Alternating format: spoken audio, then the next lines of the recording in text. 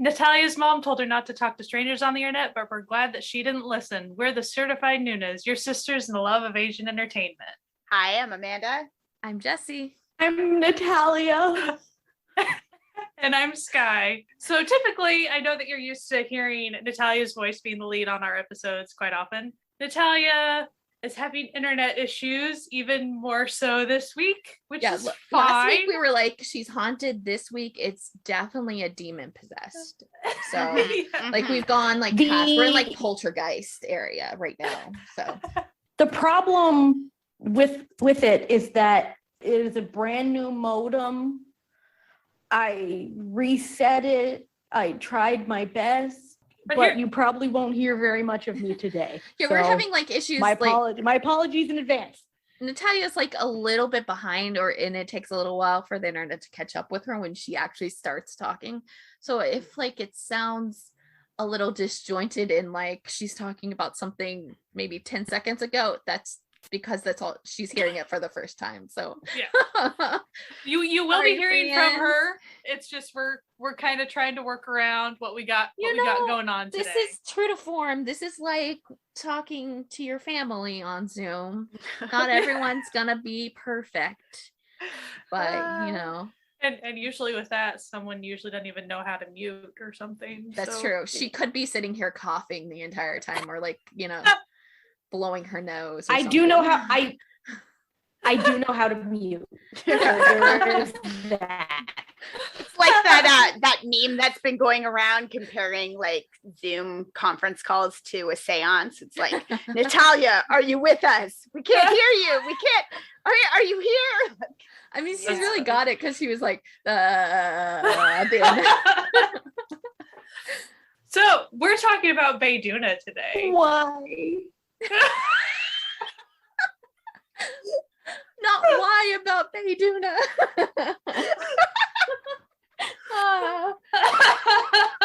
Oh my gosh. It's going to be a mess like last week. Natalia is actually excited to talk about Bae Doo Na because she did a lot of research, like watching for it. So you will be hearing from her. Everybody who's listening right now, I'm sorry, I'm cutting you off. We just get in the chat, send help from Natalia.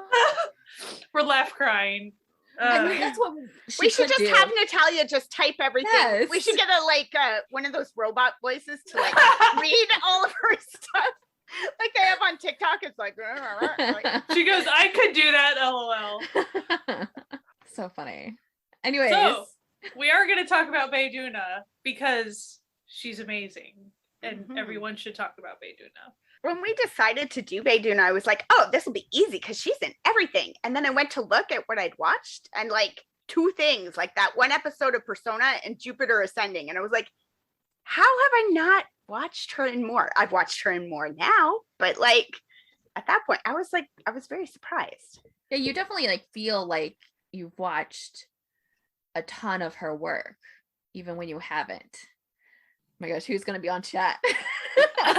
Natalia says her stuff is somewhat hard to find outside of Netflix, LOL, which is true. That's true. It's surprisingly, like, for how popular she is outside of Korea and how well known she kind of is in the rest of the world, finding her stuff subbed is not easy.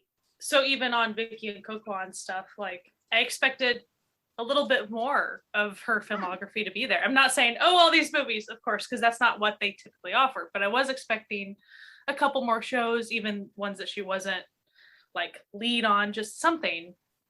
And it was just such a small offering, and I was just really surprised by that. Been in a lot of dramas, but you can only watch like maybe 4 of them. There's like 2 on Viki and 2 on Netflix or something. Like a lot of that is because her drama, at least in like Korean dramas, was so like early in her career.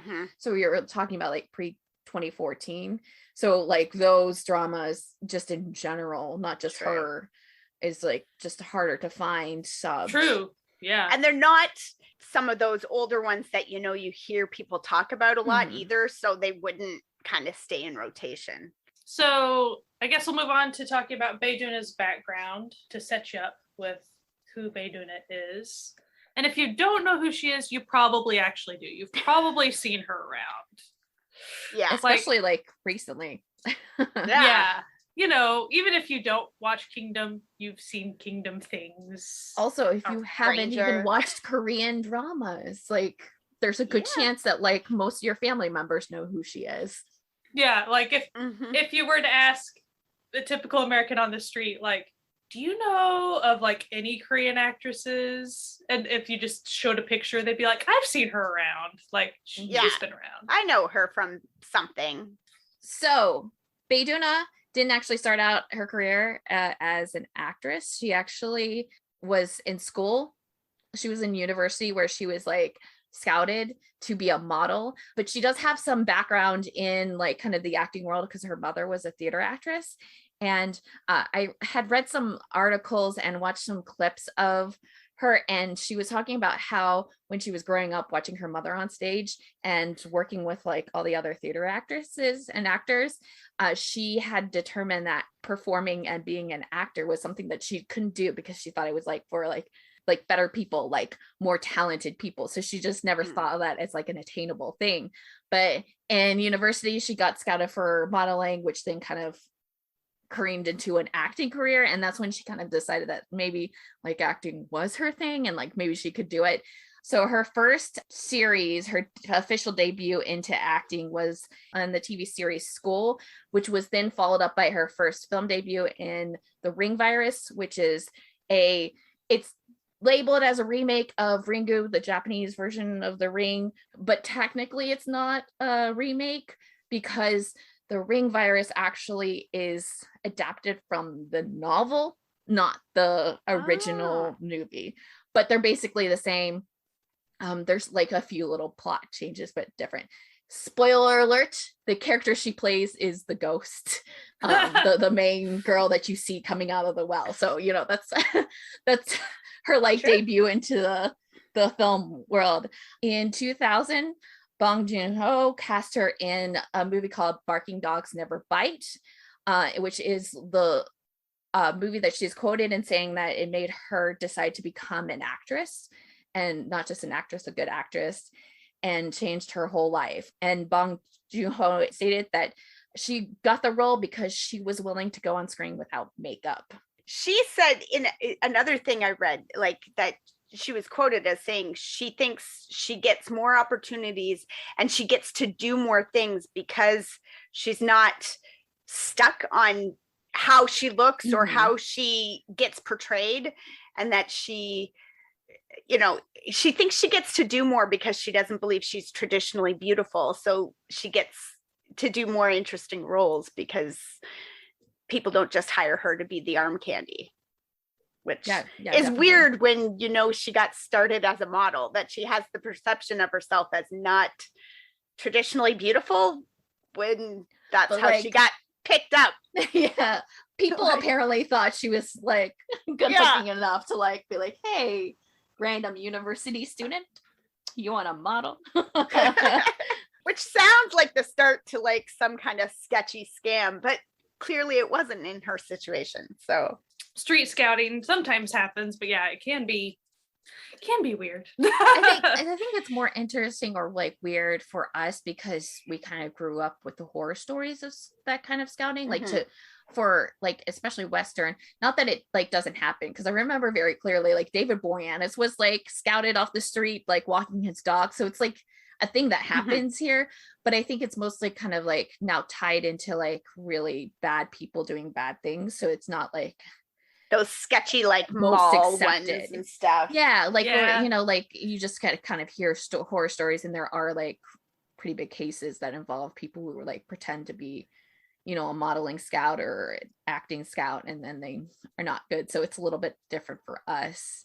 Yeah. You know, in that respect. You do hear the story a lot in Korea of people who just got picked up off the street to be an idol, to be an actor, whatever. So it's clearly more common and less sketchy. Maybe in big cities too, in general, it's, you know, more of a thing, more common. Yeah. So she played in a bunch of different things, but she would eventually make her English language debut in the 2012 movie Cloud Atlas, which I think is like the start of like general public and the English speaking population starting to know who she was.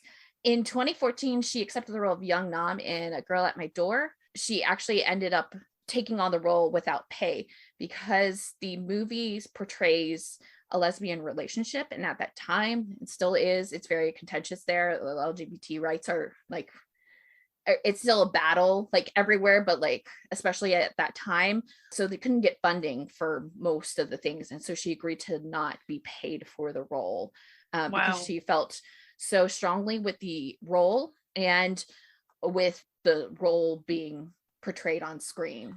I saw Natalia's stuff, what she's doing. Amazing movie, but very weird. The rights are Cloud not Atlas. Good. Oh. I feel like I'm in a live like we're in a live chat. Yeah. I'm like almost like a little bit nervous too. I'm like a live chat about and then of course like my notes are right in front of her, like yeah. because I could see you too, not her.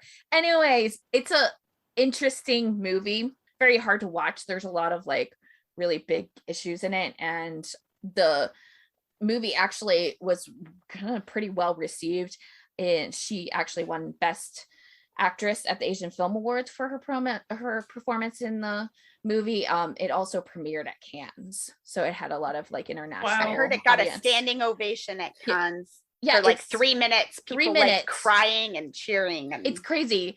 I watched it, and we can talk more when we go over to like her filmography, but it's really like a emotional thriller that deals with a lot of like different things. So like you have the lesbian relationship, there's like a sexual assault and child abuse and that sort of thing. So it's kind of like a really darker role, which is like very interesting for her to kind of pick up that. And she felt so strongly on it.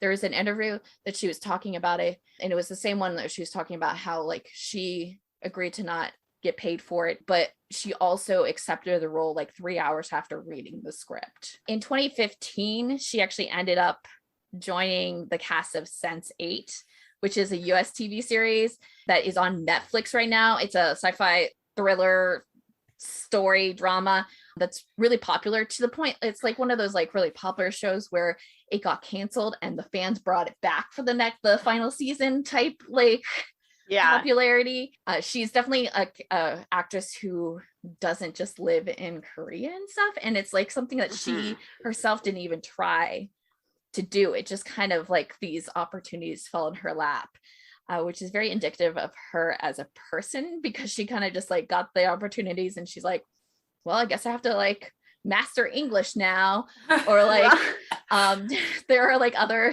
movies, like for The Host she spent months training to like as an archer.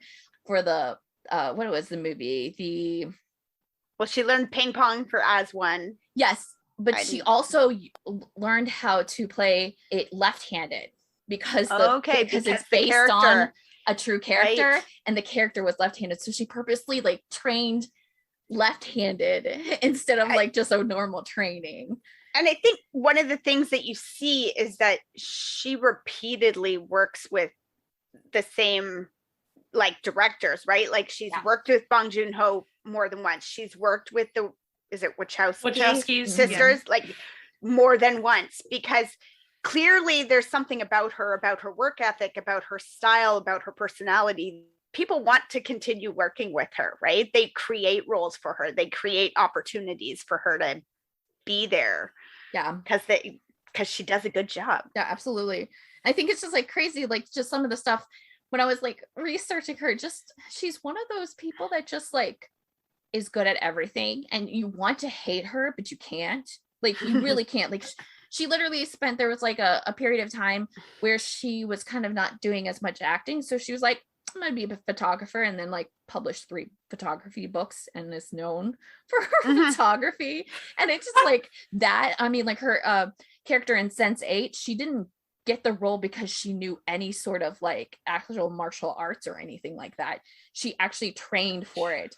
And even the cast, there's interviews where they're talking about it, and they're like, she just like does stuff that you don't expect. Like when you watch her do her stunts in the show, she's like magic, because she doesn't like over try. It's not like you're seeing someone just like fight. It's someone who's like fighting like the character would, and that like she's like praised a lot in her work for doing all those things. And it's just like, how are you so good at everything? I liked a few of the different like interviews and things that I read where she wants to be her, and she wants to do the things that make her happy and that she enjoys. So like when she struggled about whether or not to do nudity, and her mom Natalia had pointed this out before, it's okay to be naked in a film, just don't be naked in real life, kind of thing. Like she was naked in, was it Plum Blossom was the first time she was nude on screen, and she said she got a phone call from an ex-boyfriend afterwards who was like, I'm ashamed that I ever dated you. And that was when she realized that, what did she say? She realized I'd rather be a good actress than a good girlfriend. And it just seems like that's very much her personality, right? Like Natalia, men are stupid and I don't respect them. I watched a little clip of an interview with her, and she was saying she just feels most alive on set. Like she just loves, and not just when she's like necessarily on camera, she just likes being on set in general. And she loves getting to know like all of the crew and cast, to where she likes, you know, you get to know each other's personalities or jokes, and she really enjoys becoming family with, it sounds like every single crew that she works with. Yeah, she we were places like, a lot of about importance on that earlier, because like we were talking about how she like what we portray, like what we see of her and how she's portrayed, and how like she seems like a genuinely cool person. And you know, you can't always know what people are, and there's always a facade and stuff, but like you see the kind of behind the scenes, or like people talking about her as a person, or her as a person in relation to who they're working with, and like they all like completely change when it comes to talking about her. It's like they literally like, it's like they're like, oh my god, I love this human being so much, and she was so much fun. And like top stars are like even talking about her like as like a great human being, a very fun. She would teach them like phrases in Korean, and like they drink soju together, and like just all this stuff. It is kind of funny because like all those stars, they'll typically be pretty chill even when they're talking about each other. They're like, yeah, professional. And then you mentioned, but they of course usually call her Doo Na Bae, but like they'll be like, oh, Doo Na, and they'll like light up. They're like, oh, I love her. Like I really love her. And it's just obvious she's really good at getting close with people just in a natural way when she's working with them. And even on Kingdom, Ji-hoon, like he was like, she was like Doraemon, I guess, that cartoon character that he's able to like kind of manifest things. Just so she was able to, outside of her costume, she would always bring these chips and cookies and stuff, and like be constantly feeding everybody around her, even when they were filming Kingdom and stuff. So hello, it's me. I'm back.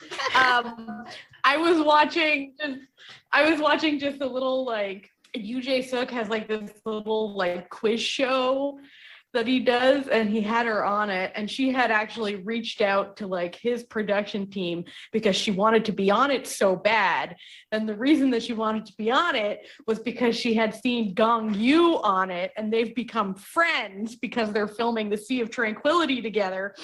And they were talking about how she and Gong Yoo have given each other nicknames, where because they on this set they have her in really pale makeup and he's in more tanned makeup, he was joking and said, I look like brown sugar and you look like white sugar. But then they thought that's a little too affectionate, like it was too cute, like you know, sugar honey sort of thing. It was too cute, so now they call each other black sesame and rice cake, which I think is adorable. White rice cake, yeah. I think it's so cute.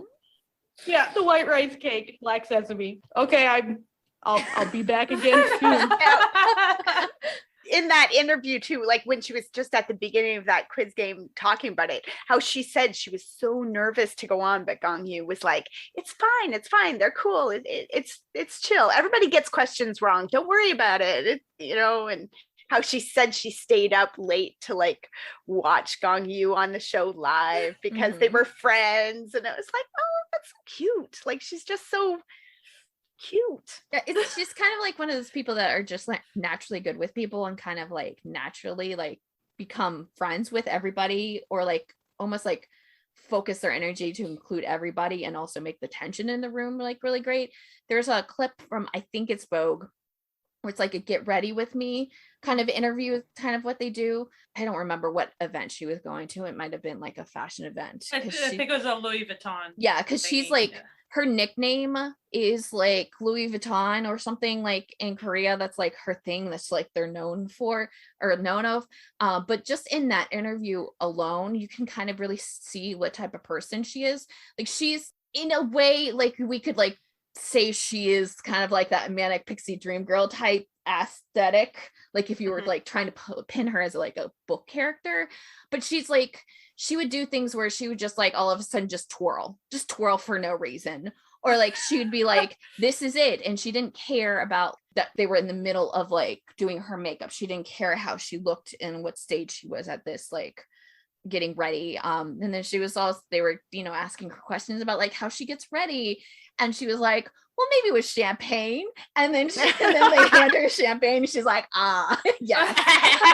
But like she, you know, she tries out some outfits to pick out, but she's just like, it's almost like it's just like a very like you're there with your friend hanging out and they're getting ready for like a date and they're kind of like excited and giddy, and so like they're, you know, they're fun and casual, and that's how she is in that like just clip alone, which I think it speaks volumes to her, who she is. And I think when you tie that with the fact that she is being asked back constantly with the same people, and like all of her co-stars have such a positive reaction to her, that's actually the type of person she is. And so you kind of feel comfortable with her because she doesn't like change. And Natalia says she's a genuine person. Like I really do think, like, obviously we don't know and everybody's different, but like she does seem kind of like a little bit more genuine. And I think I had seen some clip or like a little video compilation, and they were talking about how she specifically has said that she doesn't want to be looked at like an unattainable person. She wants people, like especially females, to look at her and be like, you can be whatever you want. And especially like the like kind of get rid of the myth of like what the standard Korean girl is supposed to look like or supposed to be like. You can be a little bit more, you know, you don't have to have makeup on, you don't have to be dressed up all the time, but if you want to, you can. I was watching a bit of the when she was on Lee Jun's radio show, and that was just one of the things that he kind of talked about, was that when they first started like filming Sea of Tranquility, that she was like, he was sort of like, it's Bae Doo Na, like he was very like starstruck kind of thing. And he's like, and it wasn't long before I was just felt like I was your little brother. You made me comfortable real fast, kind of thing, really quickly. And her sort of saying that's kind of her MO. Like she just wants to make everybody into her siblings and her friends, and you know, get along. Yeah. And I wanted to speak to that. So I watched a little bit of a much longer interview, but she was talking about how, I think it was around 6th, 7th, 8th grade. I might be getting those numbers kind of wrong, but she was an outcast at school pretty bad for about a year, to where no one wanted to talk with her. And it was a huge struggle. So, because the question was pretty much like, talk about your childhood. And they expect it to be like this nice memories thing, because that's usually how people discuss it. And she's like, there was a period of time that it was actually like really hard for me. And no one spoke with me at school, and it was really hard. And she said that became a big thing for her, to kind of always reach out to outcast people and be aware of the people that aren't being spoken with. And you can see how that has definitely shaped her as a person, though she's this huge star. I also want to say, like, she doesn't necessarily have this, she doesn't seem like an excessively outgoing, charismatic person. She's not super larger than life. So it does seem like she makes people comfortable in a very down to earth, just a very human, genuine person. I wonder too, like you said about her wanting to make sure that there were never people in the room who weren't being heard, or that sort of seems like it's reflected in some of her choices as well, like picking absolutely. that that role that she did for free because it was important that that voice got heard, right? She's making choices to make sure that everybody can see themselves represented and things, which is super cool. Like that's a really cool kind of mandate to have as an actress. She's kind of, that like meme that goes around where like it's the extrovert who likes to adopt introverts. I think that's kind of like who she is, that kind of like, when she'll be like, I'm gonna take you in. Like she might not really like super extroverted, but I think she still is an extrovert because she does feed off of everybody. I guess the biggest thing, it's like you said, that she kind of feels out the person and comes to them at their level instead of like what she wants the level to be, and then when they're comfortable she kind of adapts to that, and so she's very like attuned to people around her, which I do think is a thing that you see in her actual like acting career, because despite the fact that she did grow up in the theater and she had that kind of like background, she didn't actually study acting until university, and it was after getting the modeling gig, right? So she didn't have like this massive amount of like acting work in her background, but the fact that she can look at people and look at different peoples and kind of match that energy means that she is in tune with different personalities, which does help you as an actor when you're trying to get like different characters and get into different things, because you're just in tune to that, so you kind of like are able to morph into the role a little bit more. Oh, and I guess she's known for her expressionless face, like people can't read, which that's an interesting thing to like say about an actress, right? Like she's known for having a very difficult to read face, and she even says about that, she's like, I need to be able to have audiences read what I'm trying to convey through my acting, so like that's a big deal. Natalia says it's interesting because she's amazing at acting in silence as well, which is so true. Like you watch things and there'll be scenes where she doesn't speak at all, but like she's conveying so much with the like arch of her eyebrow or whatever, and you're like, how is she known for expressionlessness? Like what? Yeah, it's a hard thing to do, and she can pull it off so well. She never seems to overact either. Like it's always just the right amount to convey what she's trying to convey.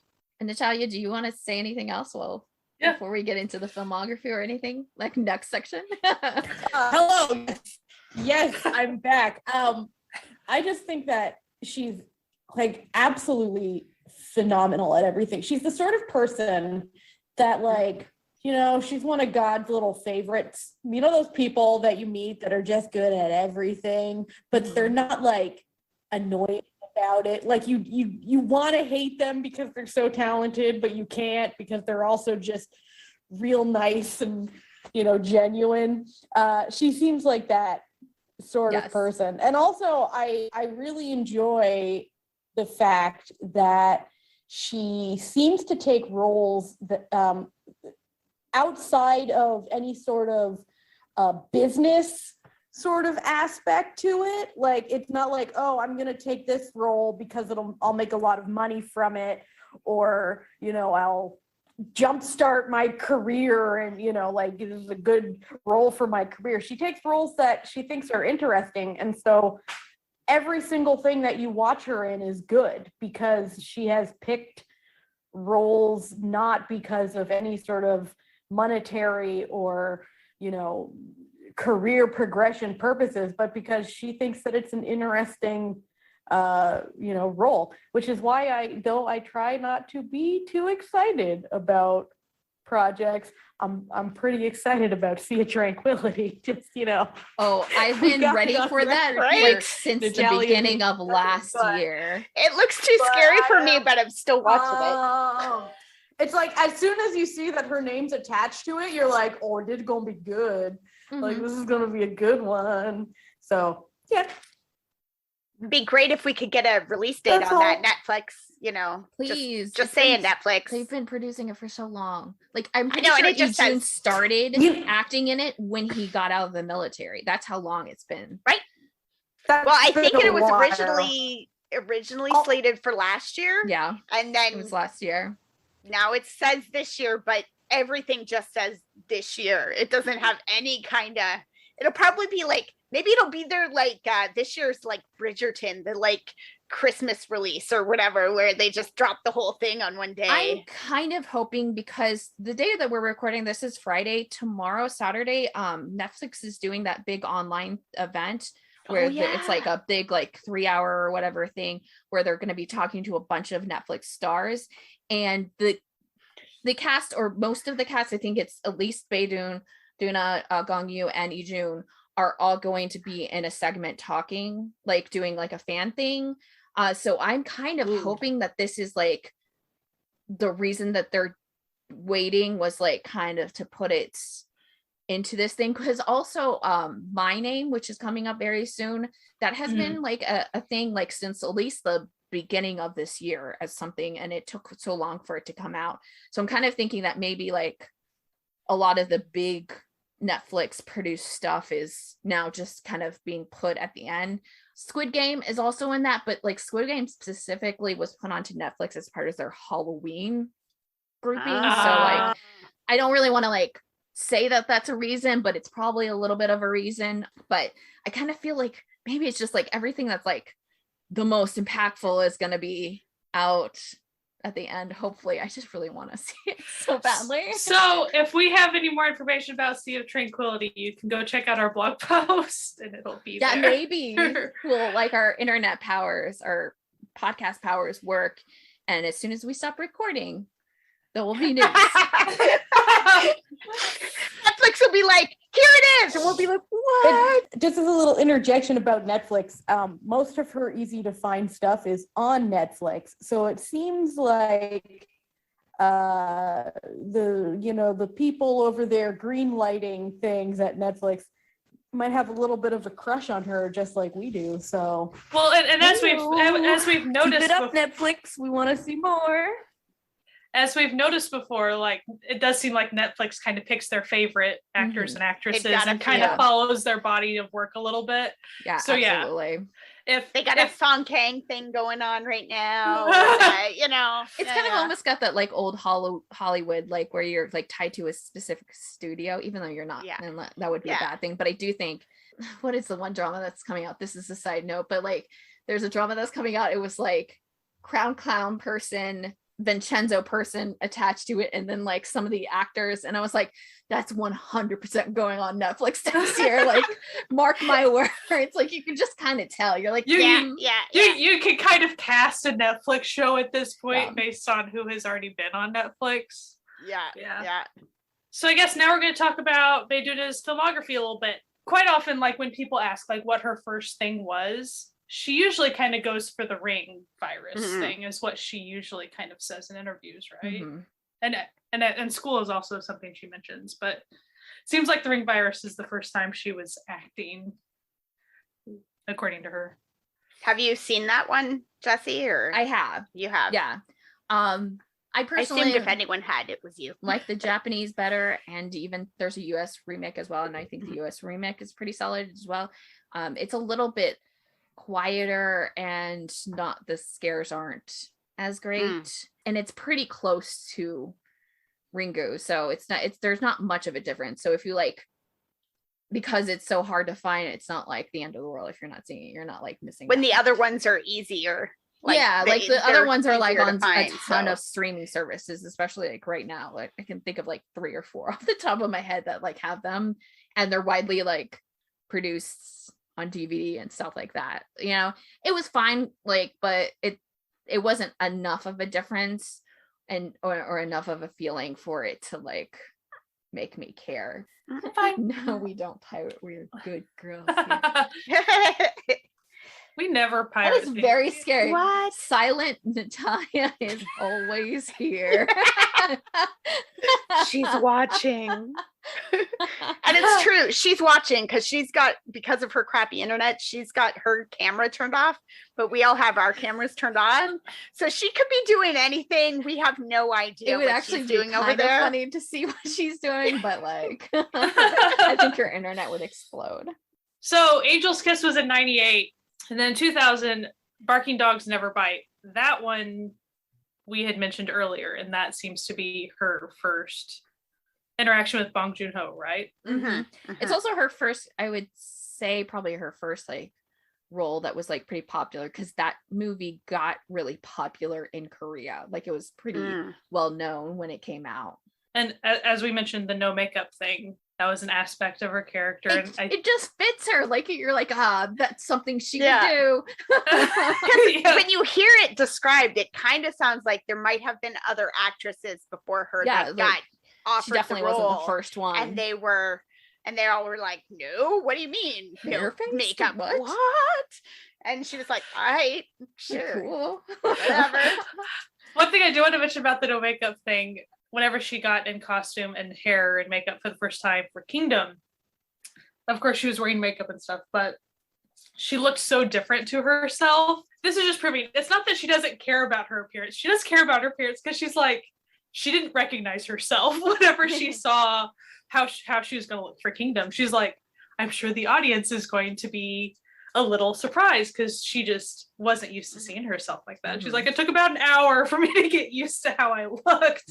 I mean, it's really neat that she is able to be like, I don't care. I'm totally fine with no makeup or any other maybe kind of bedraggled appearance, because I watched a little clip of a different thing she was in, and she's totally fine not looking like the pristine makeup.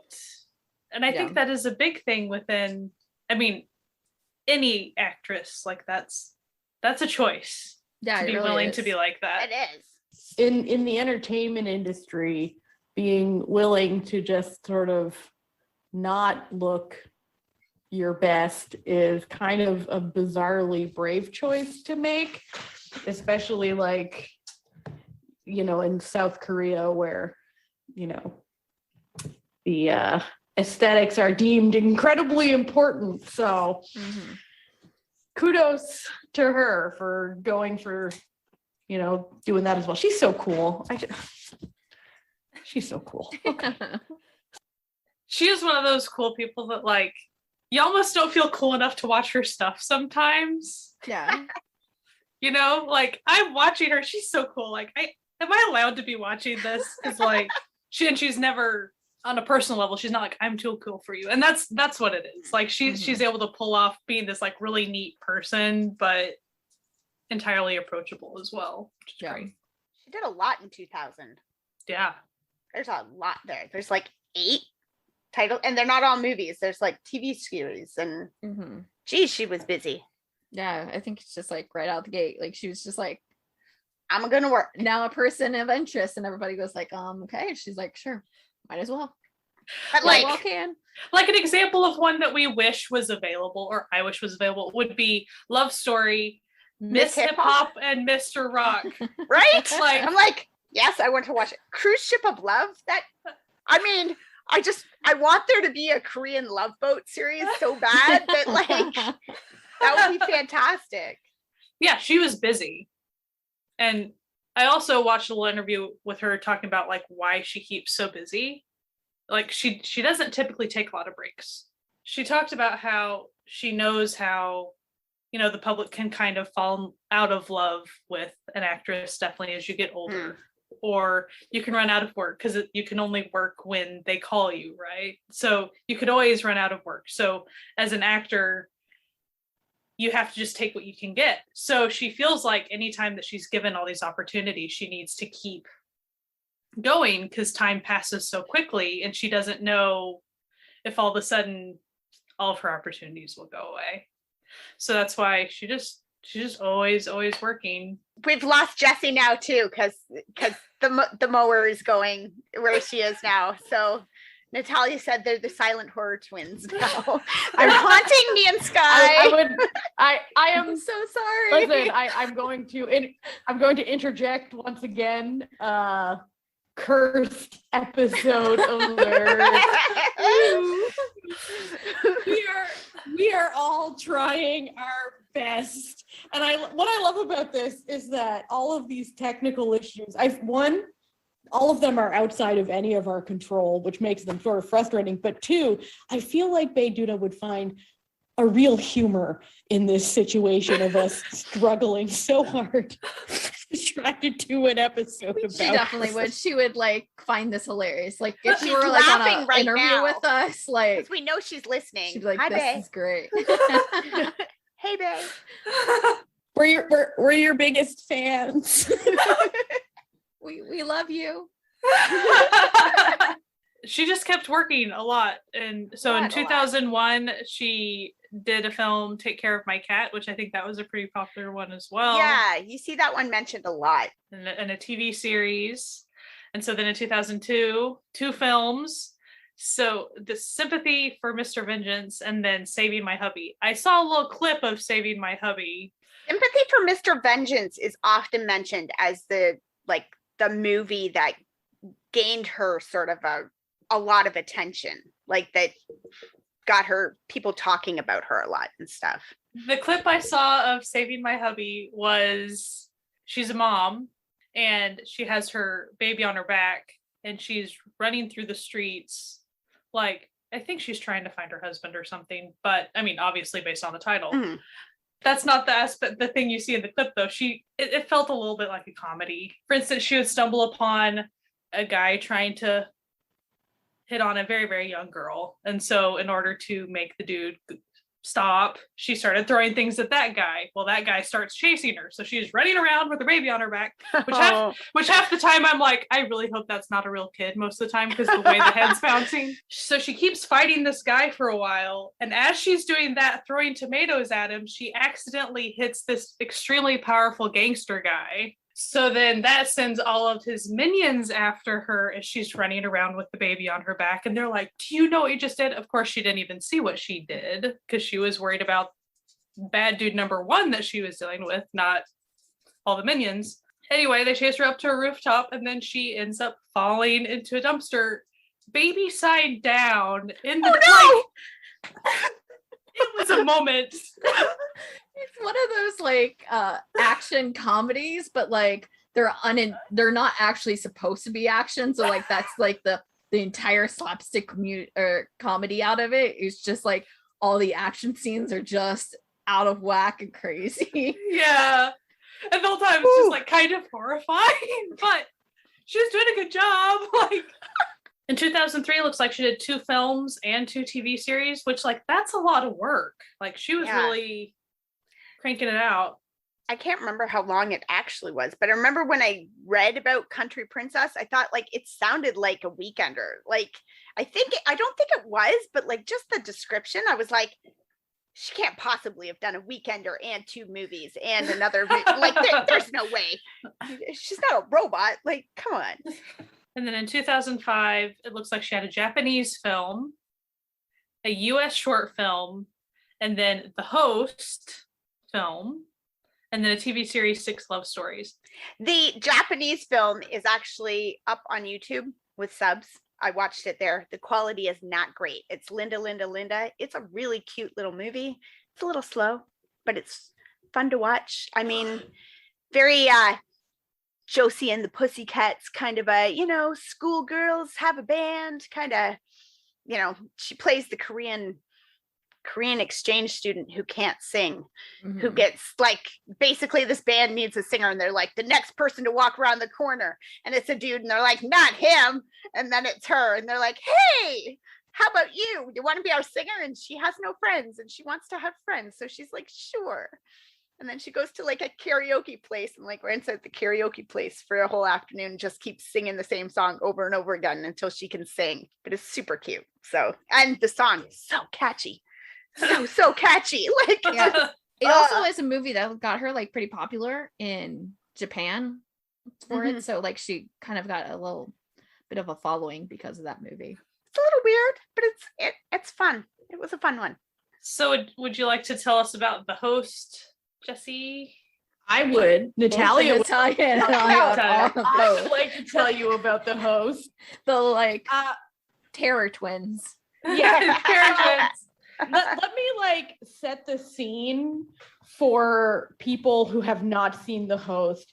Imagine if, this is how I was describing it to Matthew last night. Imagine if one of the best directors that you know decided to make a B monster movie, but with all of the skill of an A-list director. That is the host. It truly is. It is, but it's more than that, because it's also like bizarrely funny. Like it's almost a satire of a monster movie while still being genuinely a monster movie. It is such a trip. And also genuinely like a family connected story. Like it has that Train to Busan kind of path where it's very much focused at the end of the day on family. And her role she's not the main character, but she is like one of the main family members. And this movie is so good. Like it is so good. Like they are like just imagine if the dumbest people have to, survive and a monster attacking their home. Like it's, oh God, I can't even describe it. Well, okay, so like the basic rundown of the entire movie is that US military dumps stuff into the river, into Han River. It creates a monster, and the monster comes up on land. So it's like it's coming up onto the beach where like, everybody hangs out. And the main character's daughter is captured by the monster. And so it's the pursuit of them trying to get back the daughter. And so like Bae Doo Na is the sister, so it's her niece. And so it's like basically the family all coming together, because the family was there because they own like a little shop, like a little convenience stand. So it's great. It's highly suggested. It's one of my favorite creature features of all time. And I'm like a huge creature feature person. Like I will say that it's on Hulu right now. So it is accessible. It is, and it is surprisingly funny, but it's not the kind of humor that you would expect. Like, when you watch a lot of Korean stuff, like it's all like slapsticky and stuff. This is not that type of humor. No. This is like a very wry, sort of dry, dark humor to it that you're just like, oh, like when you watch it, you're like, oh my God, like this is too much. Like this is incredible. It's so good. It's really so good. It's not really like gory, and the monster is like, it's very sci-fi like monster too. Like it's a little bit more kind of like action sci-fi, but like sounds like I want to pick that one up. You would love it. That's what I'm thinking. You would like it. Both it's of you, not I think scary. you would love it. Okay. Like I would also like Amanda, like probably most of your kids would also love it as well. Like it's there might be some language I can't remember, because like the big thing about it is that the guy, the father is just like a bumbling idiot who can't do anything right. One of those kind of like redemption arc type things, but it's a lot of fun. It's quirky, and it's just got a lot of heart too. It's just everything. It's like, so good. Like it's definitely one that I 100% out of her list you should be watching. It's the perfect monster movie. Like it truly is. And it really does appear to be available. Like it's available a lot of places. Like it's listed at Prime Video, Hulu, Vudu, Hoopla, Hubby, Redbox, Crackle. I will be watching a little bit more Bae Doo Na then. Yeah. Even after we get off of here. Success. So she kept on working. In 2006, she did Someday, the TV series. In 2007, she did the TV series Perfect Neighbor. And then in 2009, she did Air Doll, which is a Japanese film. And is that the one where she plays a sex doll come to life and has a soul and stuff? And she had nude scenes in that one as well. And it was kind of like, again, it was, are you sure? And she's like, yeah, I'm good. Like, this is clearly part of the character. It's part of the thing. So I didn't get to watch it, but I really wanted to. It did seem like one of those like kind of like not necessarily cult classics, and I don't think that it was like super culty like the movie itself, but like just in terms of like a lot of people just really enjoy it and really have a special like feeling for the movie. And then in 2010, she did 2 TV series, Gloria and Master of Study. And I know that Amanda watched at least some of Master of Study. I watched the first couple of episodes. I think I'll keep it on the on the docket. It's not super exciting, but it's kind of got that like, you know, that like high school Coach Carter kind of like the bad kids that need a firm hand kind of story to it. And she's like the bumbling teacher at this school who like has a heart for the kids, but can't really get through to them until this like cranky lawyer comes in to save the day. It is what it is. To me, her character is sort of like, she's there, but like so many of the kids are like, it's like Yu Sung Ho is like the main troublemaker kid, and like there's just Park Ji Yeon's in it, and oh golly, I can't even remember everybody who's in it, but like there's a lot of people in this, and it's so cute to see the little babies being little cutie kids. They're so cute. So like the whole concept of it is that this school is going to get shut down, and everybody wants it shut down because it's just full of dumb troublemakers, and these kids got no future anyway, so let's get them out of our neighborhood.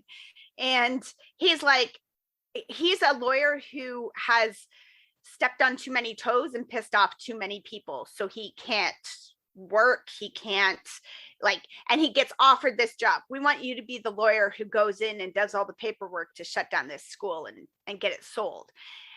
But this is his high school. It's the high school he went to, and he hated it. And he remembers like as a kid cursing this high school, that he wished it would just fall apart because it was so horrible and it was such a horrible school. Now as an adult looking back on it and going, no, it wasn't the school that's horrible. It was the system and the kid and the teachers and everybody who told these kids told us that we were worthless because we were poor or we were dumb or whatever.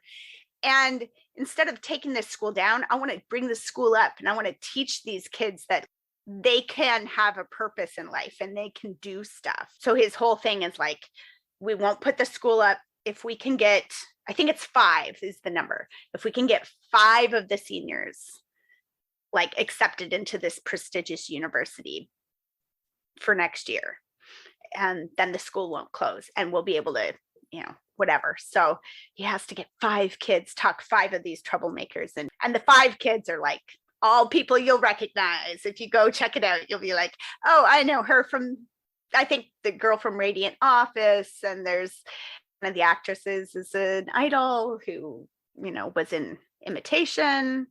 And I can't remember what the other guy's name is, but he was in The Liar and His Lover. Like, everybody in this, like all the kids, you're going to be like, oh, hey, I know you. It was interesting. It was cute enough. And there's obviously, I mean, I don't know, obviously, but if there's a love line, it's going to be Bae Doo Na as the teacher with this lawyer. And I don't know, they hate each other's guts right now. So it sounds like a typical drama setup for romance. Step 1, hate each other's guts. Yeah. You know, Pretty that's how it goes. So then in 2012, she had a cameo in Doomsday Book, which that looked like an interesting film. Yeah. And then As One, which we've talked about a little bit, sounds like it was a ping pong movie that we cannot find anywhere, but she evidently learned how to play left-handed. So that's really cool. I'm sure that was actually really difficult. Like that would be really hard to do that with your non-dominant hand.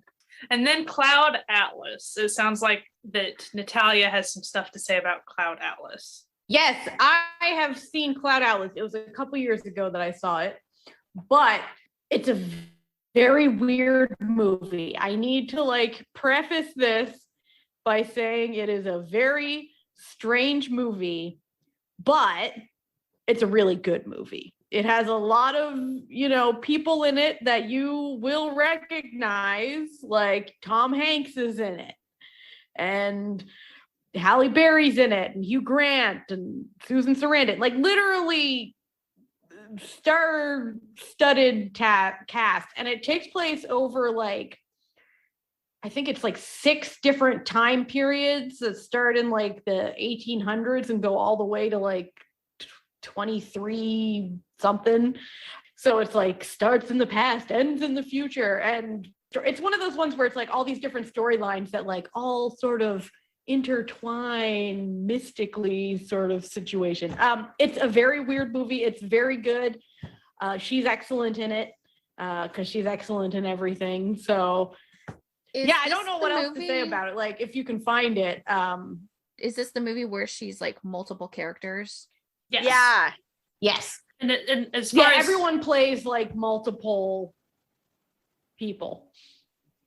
And as far as when they were interviewing the cast for promotional stuff, they were talking about how Bae Doo Na's role is kind of like the heart of what they saw as the message of the movie.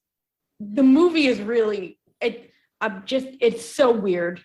It's such a weird movie, but like, and it's definitely out there, like the sort of way that you would, it's a Wachowski film. She's worked with the Wachowskis several times, so obviously she really loves them, and they love her. So I think it's a mutual affection between them. But if you know what I mean by, like, the Wachowskis being at their Wachowskiest, this is that movie.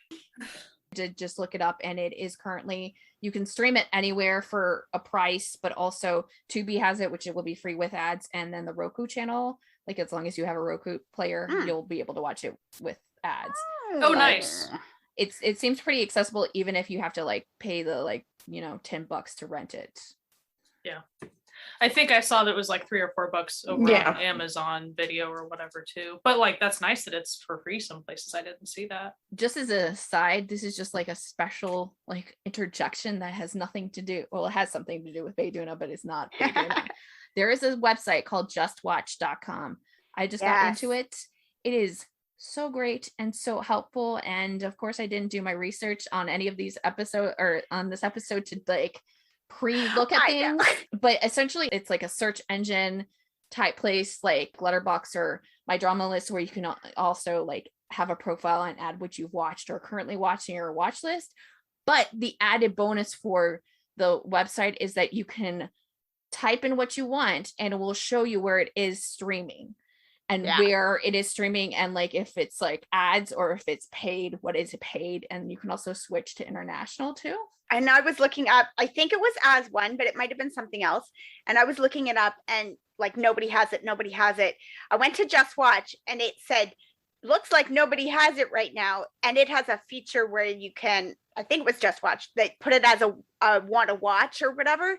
And it will let you know if it becomes available on a streaming service. It's actually really cool. Like think, because you within your profile you can also like pick your favorite streaming services too. So like you can have that like line up as like your top choices. So if you only want to ever look to see if like YouTube, Amazon, and something else, but they have all the streaming services. Cocoa's on there, Vicky's on there, like all kinds of stuff I never even heard of before. I'm like, oh, okay, I can watch for free with ads, but I have no idea what this is. But okay, and it does the same things that like My Drama List and Letterboxd do, where you can look up stuff and it will tell you like the director and like the seasons and like the year and that sort of thing. And you can also like make your little like watch list if you wanted to. We are not sponsored, but Just Watch. Yeah.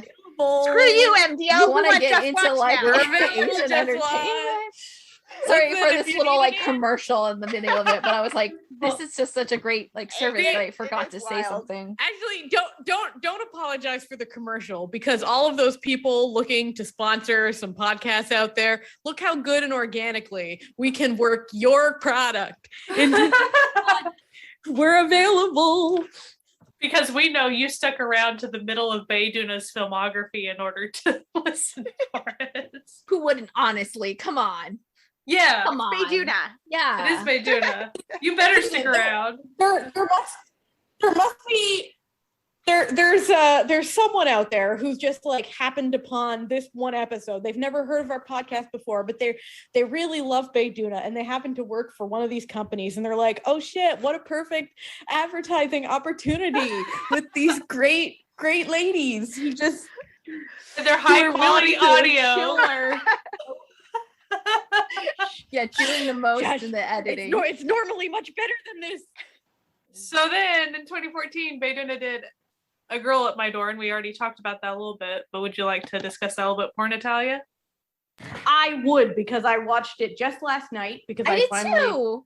It took me like We 4 days. watched it together. Well, it took me 4 days to download it to watch it. So I don't know if we could have watched it together. True, I forgot. You might still be watching it together right now. Yeah, exactly.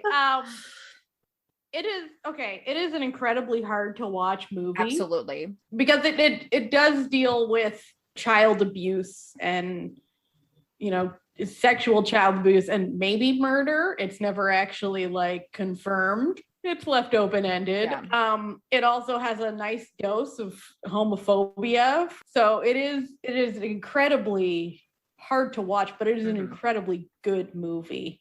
Yeah. Like, it has Kim Se-ron in it, just being little. And to be honest, I don't know how her parents signed off on her being in this movie, but I don't either, but she's also really phenomenal in this. Yeah, she's incredible. Bae Doo Na's character is actually a cop. She comes in as the deputy or whatever of this like small town precinct, which then kind of uncovers this child abuse with this girl, and it's essentially their relationship and how it's not so much that she uncovers it, it's just that she decides to do something about it. Yeah, because, that's true. Everyone kind of knew it was happening, but like no one seemed to give a shit about this one kid. Like you kind of focus on like not just it being a bad thing, but like the smallness of the town being a bad thing.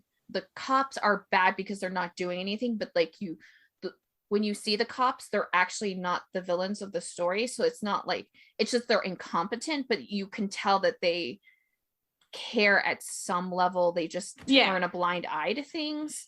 Because so it's very interesting in that way. It's not like how you like go into like some of these like corrupt cop type shows and you're like, God, why aren't they doing anything? And they're so smug about it. They're not smug individuals, and they're older and have been in the area for a while. It also deals a lot with racism as well, because the town's so small that they get a lot of immigrants. So there's also that as well. Just as an FYI. It all sort of centers around like, this girl, but her stepfather is also the guy who finds everyone workers and gets everyone business. So there's also that element of nobody wants to do anything about it because he's the economic, leader of the town, but he's also a terrible human being. So it's just like, it's painful. I would say like in general, it's a look at what happens when the right resources are accessible, both in child development and mental health and mental like illness or mental like abuse and stuff awareness, but also just when your town is small and so you don't have as many people there, and so like not just like say they're like dumb, but like the ignorance is just not there because they're not going to be able to go to schooling anywhere that's going to give you that look. I really did think it was really good. Like it was excellent. You can see why she picked it and why she felt the need to have the film produced and do it without money.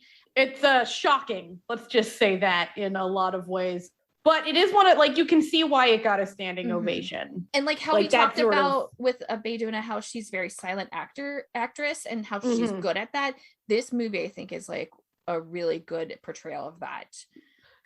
Because she does not speak like very much at all. No. And when she does, it's always short sentences, and it's like, oh, it's good. Good movie. Good soup. So in 2015, she also did Jupiter Ascending, which Natalia also watched. Oh, okay. Jupiter Ascending is one of my favorite, like, it's fun. It's not, okay. I'm going to go out on here and say this is not like the best sci-fi opera ever made. It clearly is not. It is sort of silly. It's very over the top. It's like cheesy, but everyone in it is so sincere with like what they are doing in this movie that it has a lot of heart to it. So you kind of appreciate it on that level. But like, it does star Channing Tatum. So take with that what you will, if you know what I mean. It's about Mila Kunis, who's a a maid who finds out that she's actually like the lost queen of this, empire. Like, oh my God. Eddie Redmayne is chewing up the scenery left, right, and center, just screaming evilness. Like it's Bae Doo Na has like purple hair. She's a bounty Yeah. hunter. It's a whole She thing. rides She's like, amazing. Yeah, she rides like a flying motorcycle. It's tight. It's absolutely tight. Like Sean Bean is in it. Like It's fun to watch. It's got Like it all. It's got it it's all. just- Like if you want like a pretty space opera that doesn't have too much of a complicated plot, but does have a lot of fun action, Jupiter Ascending might be what you're looking for. How is Bae Doo Na's screen time? Like, is she in it a lot or just some? She's in it some. It's like she's not, the main character by any stretch of the imagination, but like she's impactful. If that helps. Yeah. When I was thinking, I said at the beginning that I was like, oh, I haven't actually seen her in anything. And then I was like, Jupiter Ascending, she was in that. And then I, Googled images and I was like, oh, she was that character. Okay. It's not like she's not the main character by any stretch, but she's fun in it. 2015 was also the year that they started doing Sense8, looks like. So that was a really big deal. Oh, Yeah. Sense8 is so good. Sense8 takes place in they filmed in, I want to say 15 different countries. It's a lot. It is very, very impressive. It how is many crazy. places they Like went. I didn't watch the full series. I only had time to watch about 3 episodes, but the amount of places that you see and amount of different people you see, it's kind of like all over the place.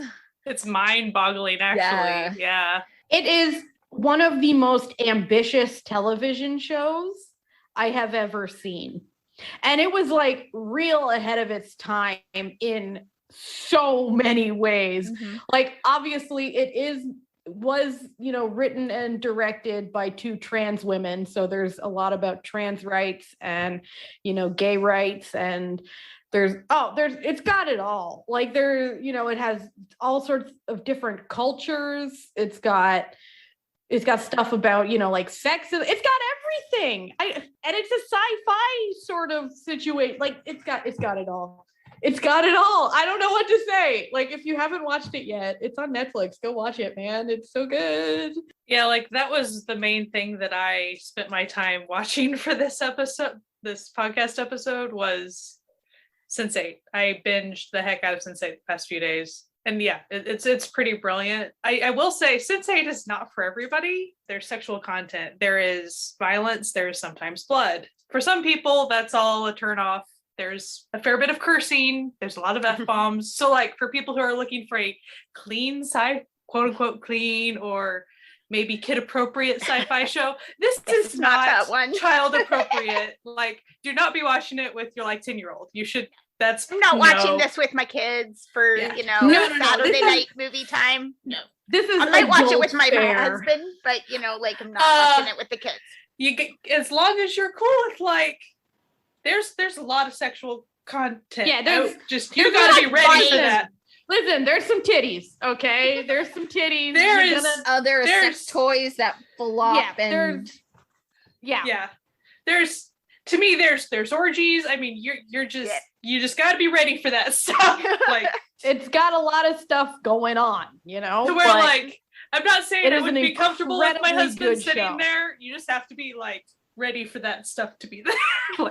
That's You gonna might be- not want to Like, watch it listen- with your mom, Yeah. No. or your grandma. well, if your mom's cool, then yeah, she'd be down. And I'd watch it with my husband, but I have no shame. He's used to my nonsense. But yeah, this might be a watch on your phone sort of show, just so no one, And I don't wish to mischaracterize it. That doesn't mean that every single episode there's just all this sex going on. That's totally not the case. It's very story driven, very character driven. there's so many characters too, so you can't have it all be one. It is not constantly about sex. I will say that, but it is a theme throughout. So Sense8, let's actually talk about what it's about. It is about 8 people who, for lack of a better description, they have a telepathic connection. it's a sudden thing. They didn't know. So even the first couple of episodes, it happens to those characters to where it's very audio based. So like all of a sudden they'll hear something that one of the other people that they're connected to hears. So it's a bright sunshiny day, but to them they hear the rain. So they thought it was raining, but they go out and they're like, what the crap? Or they're in a place that should be really quiet, but all of a sudden they hear a train, and so it kind of freaks them out. So then that's just the beginning of them figuring out they have these connections. And it's not just that. Once they get going, they can actually quote unquote visit each other. It's a whole thing. It's actually really cool. And then what I really enjoy about it is how not only that, but you end up being able to have the skills of the people that you share with. So like you might not be able to speak French, but like, if your buddy does, all of a sudden you do too. So that's how you can imagine just going throughout life. Some of the people have very action-packed lives, like they're kind of involved with mafia type things, and so he's very fighter based, which maybe this person over here doesn't usually need those skills, but if they get into a pickle where they're going to be harmed, all of a sudden they have those skills and they're able to get out of a life-threatening situation. So as a person who likes action, loved just the skill sets that they were able to help each other with. And I mean, it's pretty found family, but it's also a very forced found family. So I don't want to impress that too much. But I will say it is found family in the fact that even if you ignore the people that essentially are forced to become actual family, there's a lot about choosing your own family within the characters. And there's a lot of LGBTQ representation, and it is great. Like you can imagine, because again, it's a Wachowski film. So there's a trans character, there's a gay character, lesbian relationships, gay relationships, gay pride parade at one point. Like it's really great. And that's why whenever the show got canceled, the fans were very upset because it had such great representation, and that's why the fans like fought for it so hard. I really, really enjoyed it. I thought I was going to enjoy it out of the gate, but like it has so much heart to it. I will say it kind of does wrap things up with a nice little bow at the end, but I like that. If the stakes were that high, would the bow really be there? Probably not. You know what I'm saying? Yeah. Like it was obvious because the fans brought it back. They made sure that was, they tried to give them what I they like wanted. that though. If you're being canceled, wrap it up as best you can, or as healthily as you can, or whatever. I was shocked by how much I enjoyed it, and I'm going to be, it probably hit one of my top shows of all time, to where I was thinking like, Firefly used to be maybe one of my ultimate like Western shows to be like, that's my go-to for saying my taste or whatever. Sense8, I think Sense8. So also that year she was in Red Carpet Dream, which was a short film. Then in 2016, she was in the film Tunnel, which has no relation to the drama. The horror film that's Tunnel 3D, not the same. Yeah. No, it's like about a guy who's trapped in a collapsed tunnel. Yeah, it's like people an trying to action rescue film. him. I haven't watched it, but I have heard it was one of those like very popular action blockbuster Korean movies. So I think if you like action and survival action kind of movies, it seems like disaster films. Yeah, disaster like that kind film. of. Yeah, it's definitely one to watch right now. Hoopla has it. Haya, I don't know what that is, has it. And those are both subs, and Haya has a subs HD. But then you can rent it from every place that you can think of, and also buy it from every place that you can think of, essentially. Just doesn't look like any of the Asian streaming channels has it. No. Bummer. No. But I remember when it came out, it was very popular. Yeah, like that's what I remember. Like it was like so popular, like that it got really big. And then in 2017, Chang Oak's Letter, which was a short film, and Stranger Season 1, which that's a big dog. Do you want to talk a little bit about that? Yeah, I'll talk a little bit about that. I watched the series, so there are like some listen episodes that I've talked about it, but essentially it's about corruption.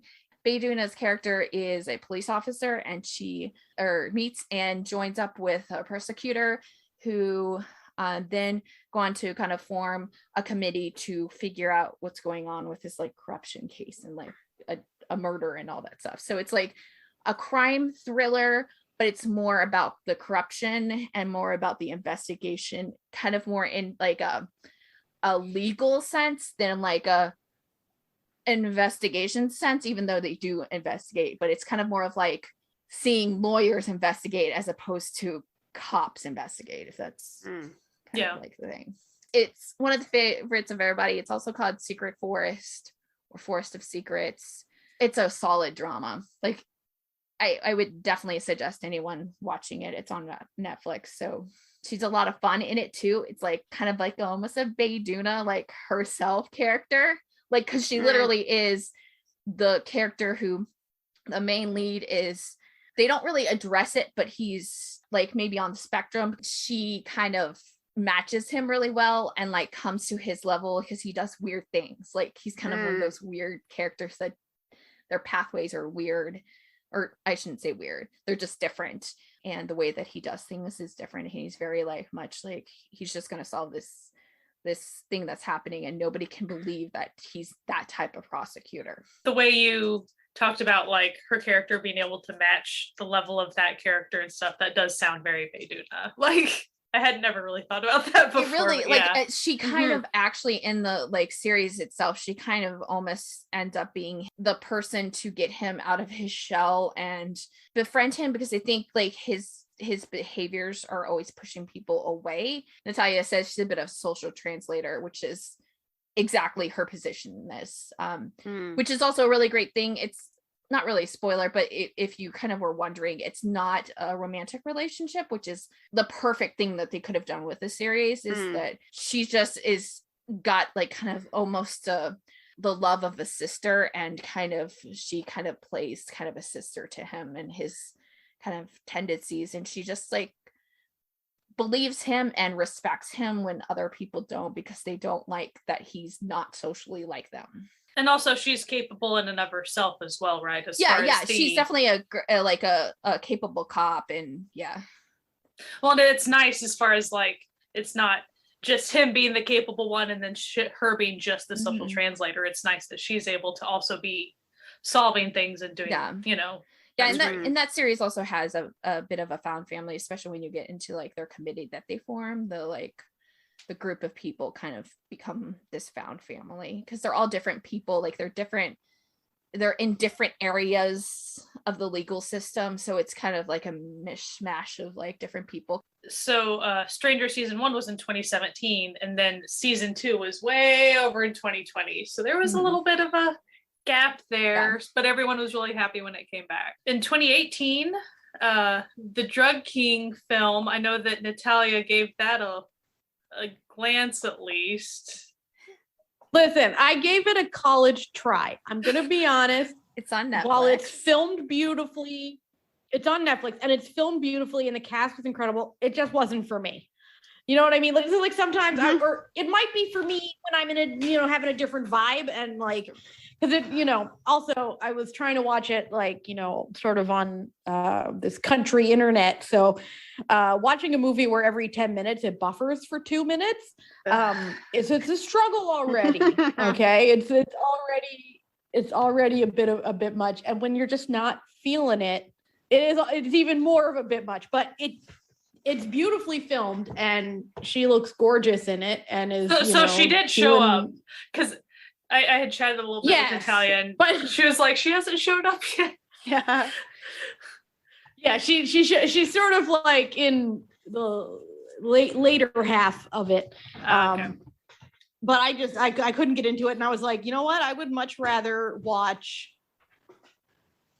Girl at My Door. So I switched to A Girl at My Door and enjoyed that much more. But it's about a drug smuggler, and she plays like sort of like a socialite lobbyist sort of person who gets in with this drug smuggler and then is like helping him like move up the ranks in society to become a more successful drug kingpin. Oh, okay. Essentially. Yeah, that's like, it's not the sort of movie that I normally like. If I'm gonna go for a crime movie, I want a good murder, you know what I mean? So it's like drug crimes aren't usually my go-to. But it's beautifully filmed. It's beautifully filmed. The So, drug, I'm like, it's yeah. kind of interesting. Listen, but that's not my world, my entertainment enjoyment. Yeah, Jesse and I have sort of an unspoken rule. It's the if it bleeds, it leads rule, you know? Like, we want a good murder. That's why we're now the horror or the thriller twins, whatever. Yeah, exactly. The name the thriller twins. The silent horror twins. The silent horror twins, that's right. But if you like that sort of movie, this is right up your alley. And she's excellent in it, as always. So I gave it the college try. It's fine. Also in 2018 was Matrimonial Chaos, which is a TV series. That one is actually available to be watched on legal sites, not Netflix. That's Cocoa. very tricky. It is also a show that I watched while it was airing. The first 2 episodes. Did you really? Oh, really? I didn't like it then, so I dropped it. But like, yeah, that's a airing show for me. I gave it the old college try also. For me, sort of like Natalia saying, drugs are not her crime of choice. Cheating is not my marital story of choice. So, and I quit before I got to any actual cheating, but that's kind of the framework that you see for the story. And it's like, I didn't feel connected to any of the characters enough to like want to see where it went. Her character is kind of weird. It just at the very beginning, she seems like just annoying. And then you see that she's not, because that was maybe you're seeing her through her husband's eyes. And then when you see her for herself, she's a little less annoying, but she's still, I don't know. I just was like, I could not connect. And I was like, nah, there's other stuff I could be watching. So I gave it 2 episodes and then went to find something else. So. And it wasn't your cup of tea either, Jesse, huh? No, I mean, just in general, it was not a show that I was probably going to watch, but I was a little bit more like willing to try out things, especially then, because that's like, I was still relatively new with the watching airing shows at that time too. So it was a little bit more easier to kind of try a bunch of things and then move on. But yeah, I have heard things that people liked it, especially around that time. I don't remember exactly who watched it, but I do remember that there was some talk and some people who ended up watching it. But yeah, you kind of have to be into like kind of messy marriages and relationships, but I don't think it like I felt like it wasn't like mahjong level of messy. Yeah, it was kind of more grounded in realism, and like it had that like kind of overtone to it, so it could be something that people enjoy or kind of like connect more to. The premise is sort of, it's a couple that's been married for 3 years and they're not really into it anymore, and then he meets his ex-girlfriend and she comes back into his life, and it kind of, you know how middle-aged men kind of, they lost their dream and now so they look back at their, you know, their happy freewheeling college years and they think, hey, that was a good time, I should be that guy again. And you're not that guy anymore. You want to recapture that, and that seems to be kind of the premise there as far as the husband goes anyway. So Natalia says men are stupid and I don't respect them. So then on to 2019 Kingdom. We actually have a whole episode where we talk about Action of the North specifically, but we talk a lot also about Kingdom as a whole. So go listen. Which that was one of the reasons I realized why I thought, oh yeah, it'll be easy. I've seen her in lots of things, because I haven't ever never watched Kingdom, but I've listened to the K-Bay recaps and I knew which character she was. So when they're talking about it, I always picture her in my head doing all the things they're talking about. So I feel like I've watched her in it. And then I was like, oh, no, I haven't actually watched it, but okay. She was really good in it. She is.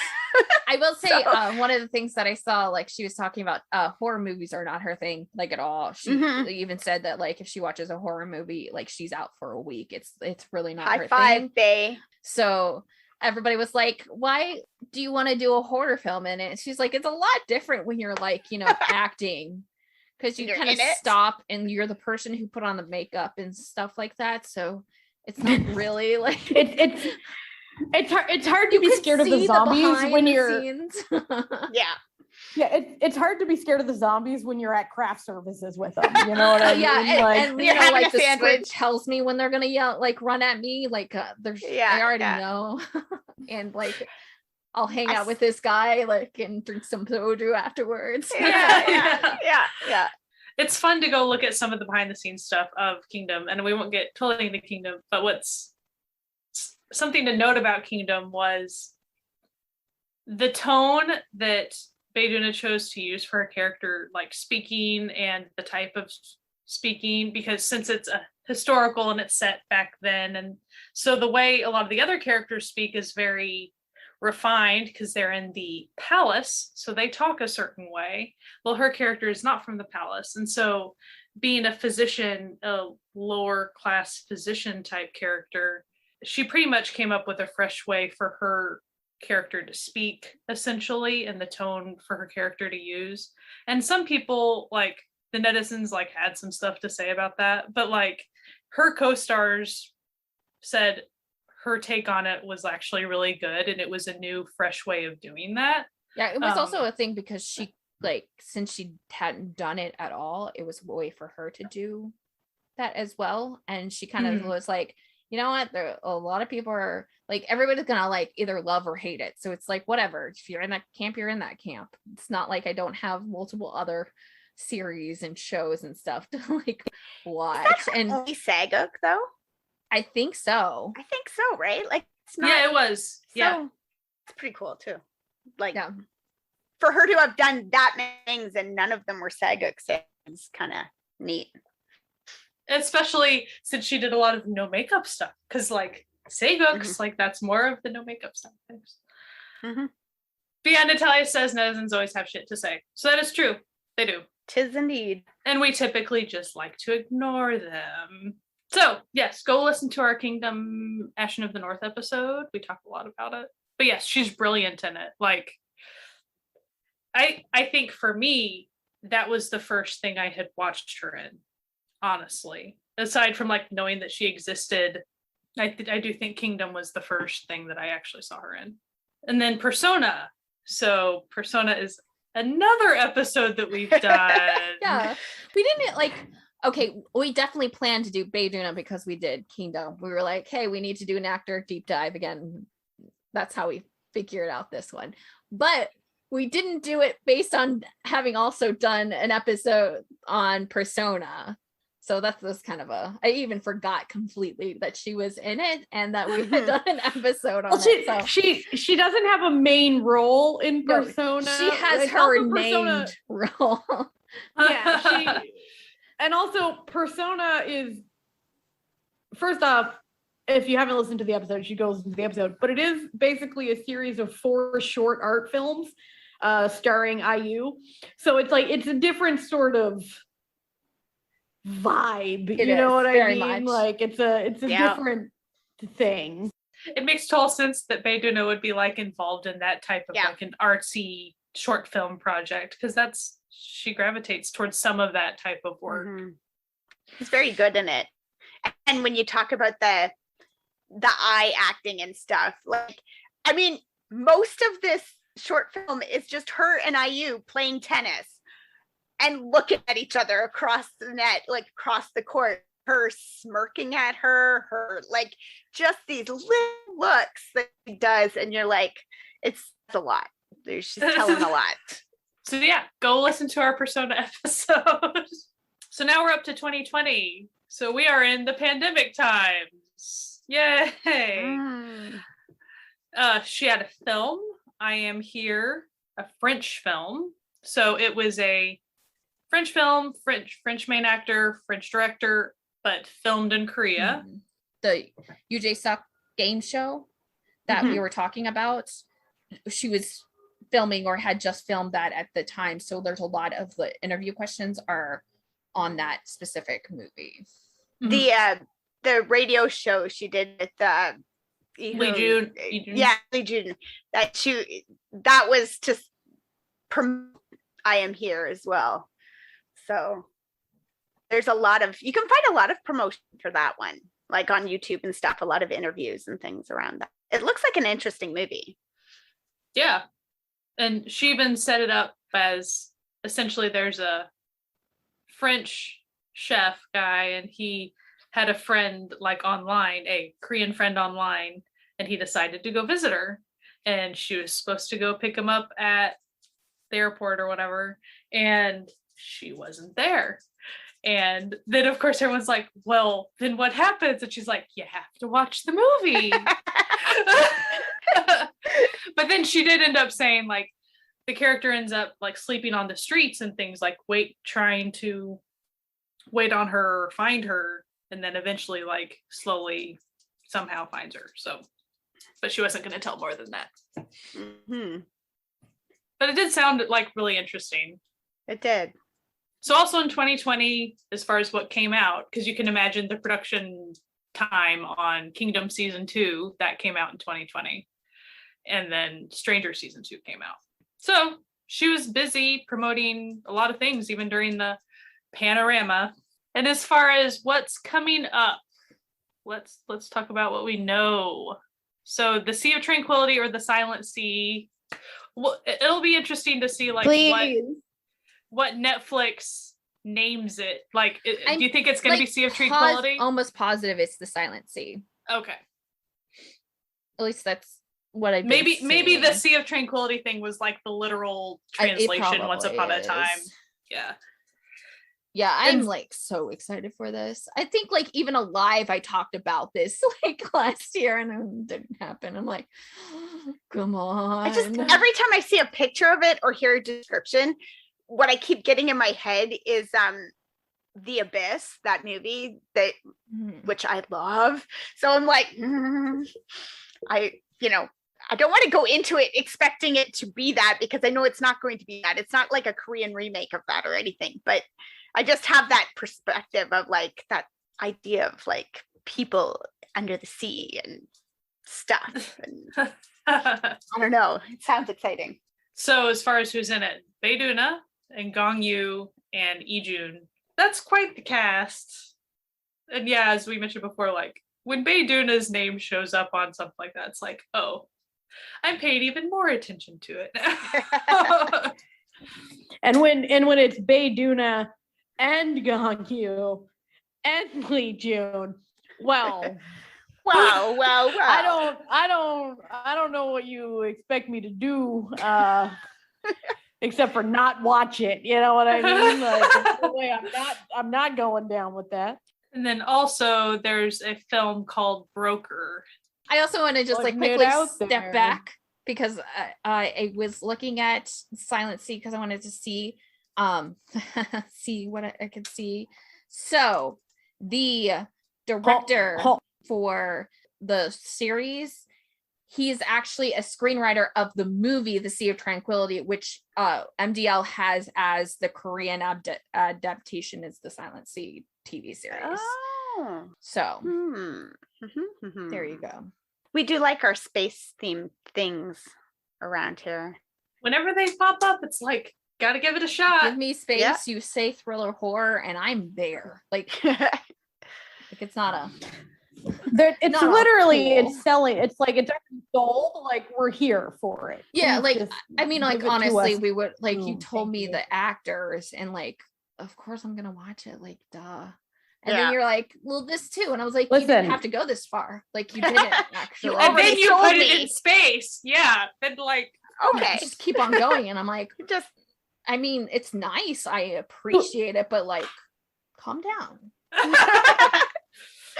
Did you To be honest, like my husband can confirm this. Every time Lee June shows up on something that I didn't know Lee June was going to be in, I go, Lee June. We So can I get, also like, do that every stupid time, like you excited talk about him. it on the episode using this exact thing. Yeah. You're like, I I believe, June. as soon as I saw the cast list for this, I was like, oh, we need to honestly do this so that we can hear Natalia go, Lee June! Every time I see his name, I only hear Natalia's voice say it now. Lee June. I love that little bipolar phenom of acting. Okay. I just think he's the tops, guys. I just really like Lee June. God. Just let me love him. And we love Bae Doo Na. Yes, let's. Yes, we do. So Netflix, do us a solid, drop the show. Let's Please, go. please. Or just drop like a date. Give us That'd be something helpful. to look You could forward literally to. tell me it's in December or even like next year. You're like, January of next year. I'll be like, solid. Thank you. That's all I wanted to know. That's all I needed to know. Success. We have to know how to schedule our watching. Like, you have to help us here. Anyways, Bae Doo Na. We love Bae Doo Na. We think you would too if you haven't seen that much of her. And what is that name of that website again? We'll have info, of course, like links and stuff, but to just echo exactly what it is. Just watch JustWatch.com. I'll have No. Should we be giving out this free information? I'm kidding. I mean, we have to. We have to get our foot in the door somehow. Like, how are they going to know that we're here if not to put it on the blog? Listen. If there's ever a magical time where Just Watch asks you where you heard about them. Oh, yeah. Please do that. Maybe really hit us up. Mention we're this joking podcast. about this, but we're actually pretty serious. Even if you already knew it was a thing, still tell them it was us. Yeah, pretend like you didn't know. Tell them we did it. Yeah. And like this is true for that we may have even mentioned in passing. If you ever sign up for it and they ask where have you heard of us, be like, oh, the little podcast that could. I don't know. Really. The little podcast that does okay. But like, listen, in terms of longevity, I think if I'm not mistaken, in a few weeks, we're coming up on our 3-year anniversary. So we already had our 3-year Twitterversary for our account. So yeah, that's true. We did we've sign up. We've been at this a while. Yep. We started hyping ourselves. Yeah. We're definitely feeling it, feeling our age. Yeah.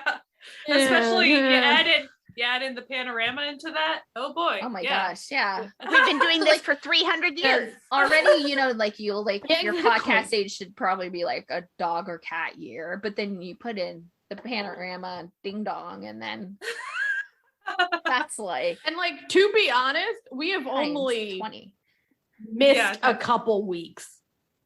Like, we've only taken a vacation a few times. So we've been here several years, just bringing you the good news, bringing you the good word of Asian entertainment. And we love all of our listeners. Thank you for being such dedicated found family for us. And we could, but please look up Bae Doo Na. She is really a great actress and she's very respectable. And I think I know that she is really big, but I think more people could look into her and actually like dive more deeper into her personality and her works as well. I think she's an actress who's deserving of that. And we'll have a lot of like the stuff we talked about linked in the blog post, but we'll also try to add like maybe a YouTube playlist with a bunch of like interviews that we personally like found on our own. So you get a little bit more of a concentration of like who she is as a person, and you can learn to love Bae Doo Na just as much as we do. Oh yeah, another thing that she mentioned is there's an aspect of her personality that she's not like entirely comfortable with always being just in spotlight herself, and that kind of came from her past as a kid and stuff. And so knowing that, and then knowing that we should just talk about her with a lot of love. Like she just deserves a lot of attention, I think. Yeah, I like think that like she's one of those actresses that everybody kind of is like, yes, of course, she's great. And of course she's going to be put on the top like list and you're going to say that you really like her. But I think a lot of people don't focus like a lot of attention on her. And then that's fine because everybody has different things that they need to do and life is crazy and hectic. But I really do think, especially having to do it for this episode, like I learned a lot more about her that I never would have, and it's just like has made me grow more of a fan of her. Yeah, totally. Because as far as before researching for the podcast, I would have kind of been, of course, she's the well-known, everyone knows she does a good job, that she, international, blah blah blah. But no, like as a person, she's awesome. I'm actually like a legit fan now, to where her name's popping up. I'm gonna at least give it a shot, probably, because she deserves the support, I think. Yeah. And there's probably some people who like the choices she's made over the last couple of years have been somewhat specific, like might not fall into your wheelhouse, like they kind of haven't for me, but she has so much. So like, even if you think there's nothing you want to watch of hers, you're wrong. There is. So like, just trust me, there's something. Zombies might not be for you. Maybe Stranger isn't for you, but like, maybe you want to go watch Linda because it's awesome. Maybe you want to watch, Jupiter Ascending or something else like Sense8. Like, she's got a lot of variety out there. So there's definitely something for everybody in her body of work. And definitely if you're a sci-fi fan and you haven't checked out her sci-fi stuff, there's a lot. Yeah. Come join the club. So this has been another episode of Certified Noonas. You can find us mostly on Twitter and Instagram, but we're also on Facebook and Tumblr. We also have on a web TikTok. We are on TikTok. We also have a website, certifiednoonas.com. That is where we share all of, like we were talking about, all these links and YouTube playlists and things like that. And when we do music episodes, that's where we link all the things. Also, we do live streams periodically, and we are also on Patreon if you are considering maybe dropping $1 or more to help support this podcast. We have Found Family over there. We do movie nights and various clips and things that don't show up, like talking about our pets doing silly things. I think that's mostly it. Did I forget anything? Movie night. We decided on a date. We are going to be doing movie night with our Found Family, and it's for all Patreon levels, which means $1 gets you into the fancy Found Family movie night that we are going to be watching Pegasus, it sounds like.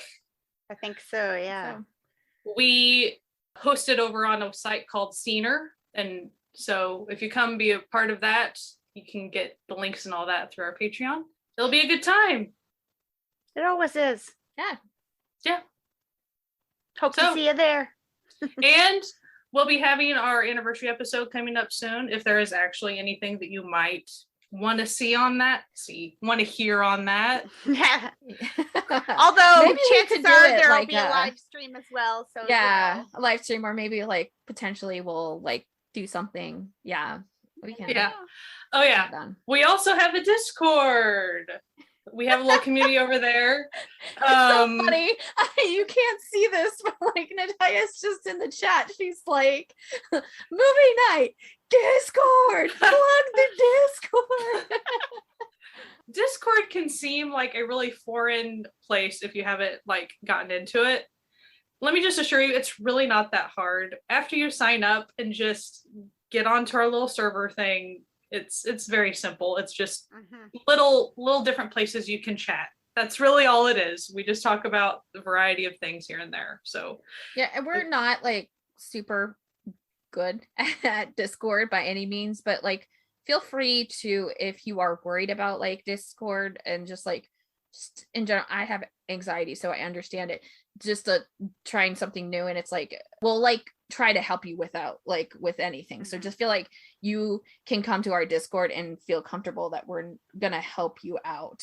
It's not like we're like a fancy Discord that has been like going on forever and has thousands and thousands of like people. It's a chill little spot that like occasionally someone will talk about something, and like, you know, the more people we have in there, the more we can talk about diverse things and things that we're watching and stuff like that. And then actually, just so you know, we're very comfortable meeting you on whatever social media site you're most comfortable with. So there's, for instance, there's sometimes that we get questions over on Instagram. So I'll help somebody out with that. If you're curious about Discord, but you're only comfortable with Instagram at the moment, hit us up. Like, we're totally cool trying to help you. Or like, if you want to go check out our Patreon, but like you've never done that before, you can always hit us up on whatever social media site or at certifiednunas@gmail.com, and we can always help you out with stuff. So just know that we are friendly and approachable in every way. Always. Wherever you want to be. Yeah. Cool. We are like Bae Doo Na. We meet you at the level that you are at. We had to bring it back. Natalia says that we love y'all, but we do. We do. We appreciate all of you guys' support and all of our listeners. So thank you. I forgot. How does it close out after that? That was a lot to say. Just bye. Listen. Okay, wear a mask and wash your hands. Bring it back to Natalia. Wash your hands. Wear a mask. Be safe. Stay home if you can. And keep enjoying Asian entertainment. Bye. Bye. Bye.